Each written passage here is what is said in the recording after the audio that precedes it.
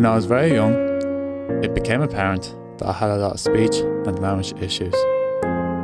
I would hear one thing, but my brain couldn't process the words in the right order. The way it was explained to me was that your brain is like a filing cabinet with all the files put from A to Z.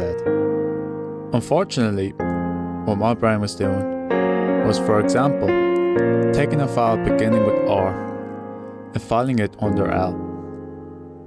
This might not seem a big deal, but when I try to find the file beginning with R, it's not there.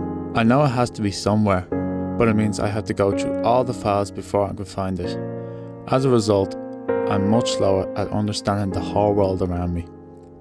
Up to the age of 12, friends didn't really notice that much, and I worked really hard at my speech and language to try and keep up. I joined the local GA club when I was 7. It gave me a chance to escape from letters and numbers. You didn't have to be clever, or have your hand up first, or understand how to calculate 25% of 100. You just played. When I got older, it became obvious to all my friends that I had language problems, and things started to change. I became much more aware that I was different, and as a result, felt more isolated. I stopped joining in all conversations because I knew I wasn't catching all the details, and if I made a comment, it was ignored. Instead of going out with my friends, I started going to the hurling wall and practicing on my own. The great advantage of this was I got better at playing and understanding the game. But the disadvantage of this was I was on my own. My parents began to cop on that I was unhappy. So my mom sat me down and we talked. She explained to me that I was just as good and just as equal as everybody else. Everyone has his or her special talents in life, whether it's intelligence or sporty or creative, it's all valuable.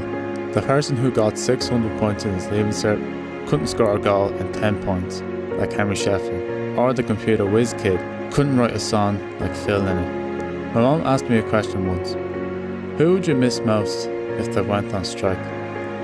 The NASA rocket scientist or the man who collects their bins? So the best advice I was ever given was that regardless of my talents or my shortcomings, that I am as good as anyone else. It's the extra bit of kindness or compassion that makes us a little bit better.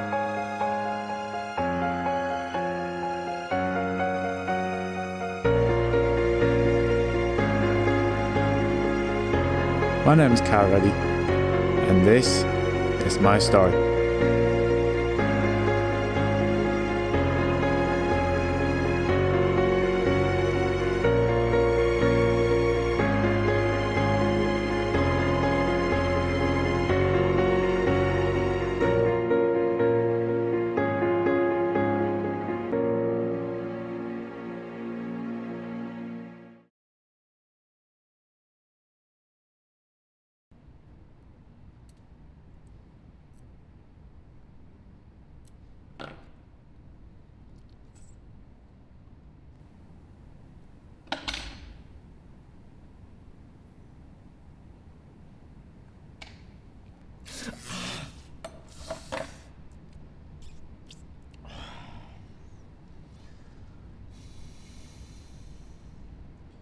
16-year-old died at the weekend following a battle with cancer.